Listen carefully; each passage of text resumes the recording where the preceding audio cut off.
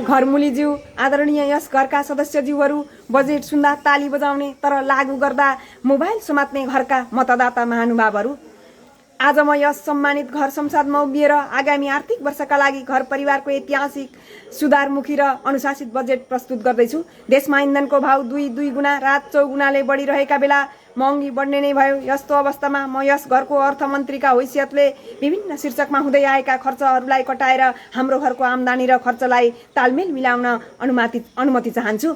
श्रीमान तथा छोराछोरी महोदय, काम गर भन्दा पढ्न छ भन्ने अनि 24 घण्टा मोबाइलमा व्यस्त हुने र परीक्षामा एनजी ल्याउने जेनजीहरूलाई आफ्नो काम आफै गरौँ नीति ल्याएकी छु। चिया नास्ता तथा पेय पदार्थ शीर्षकमा दिँदै आएको खर्चलाई कटौती गर्दै गाउँघरमा पाइने मकै भटमास दही चिउरा फापर कोदो गहुँको रोटीको भान्साको व्यवस्था मिलाएकी छु। श्रीमान तथा छोराछोरी महोदय,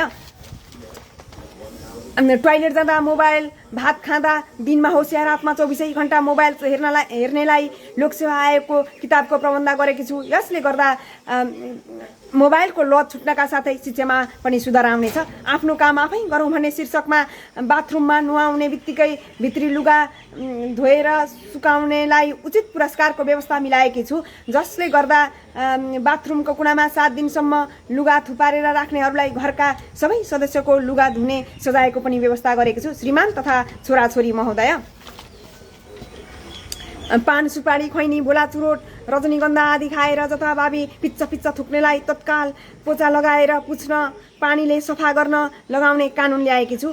शिक्षा क्षेत्रमा दिँदै आएको खर्चमा पनि केही कटौती गरेकी छु। +2 पास गरेका छोराछोरीले आफै कमाउँदै पढ्दै भन्ने योजना ल्याएकी छु। अन्य कक्षामा पढ्ने विद्यार्थीका हकमा सामुदायिक विद्यालयको चाहना नगर्नुहोस् कुनै बहाना भन्ने योजना ल्याएकी छु। श्रीमान तथा छोराछोरी महोदय, खानपान तथा सरसफाई अन्तर्गत अहिले भान्से तथा लुगा धुनेलाई बिना तलब बिना सुविधा काम लगाउँदै आएकोमा यसलाई हेरफेर गरेकी छु। खाना चिया नास्ता बनाउनेलाई दिँदै आएको 4 दिन छुट्टीलाई बढाएर 6 दिन पुर्याउने प्रस्ताव पेश गरेकी छु। साथै भान्से तलब योजना र पेन्सनको व्यवस्था पनि तत्काल लागू गर्ने कुरा अगाडि बढाएकी छु। चाडपर्वमा दिँदै आएको पोसाक भत्तालाई कटाएर ओल्ड इज गोल्डको योजना ल्याउनका साथै 1 वर्ष 1 जोर लुगा नीति ल्याएकी छु। श्रृङ्गार शीर्षकमा दिँदै आएको खर्चलाई शून्यमा झारेर प्रत्येक वर्ष नेचरल ब्युटी प्रतियोगिता गराउने व्यवस्था मिलाएकी छु। श्रीमान तथा छोराछोरी महोदय, पारवहन खर्च अन्तर्गत इन्धनको भाव अत्याधिक बढेकाले सफारी साइकल